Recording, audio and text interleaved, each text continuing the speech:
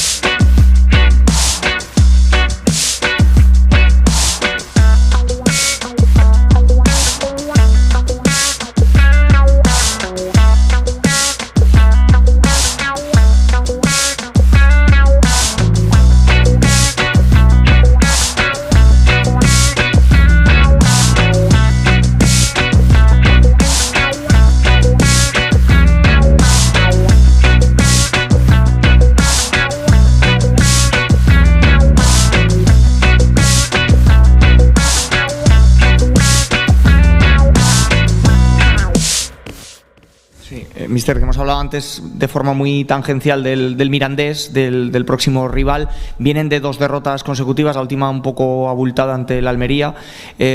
¿Cómo cree que va a ser el partido y cómo cree que va a ser el Mirandés al que se enfrente el Zaragoza el domingo?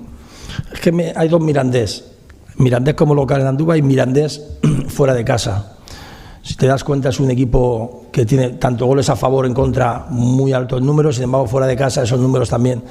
Pero es un equipo que, como dice el compañero, aparte de buen pie, es un equipo que juega muy bien a la contra, sobre todo en las transiciones. Es un equipo que tiene jugadores cedidos de otros clubes con un talante ofensivo muy bueno, que empezó la liga, que ahora que lleve dos derrotas, pero sí que es verdad que fuera de casa, si te ves en los partidos donde ha jugado, incluso ganó en Ibiza, que es un campo también difícil.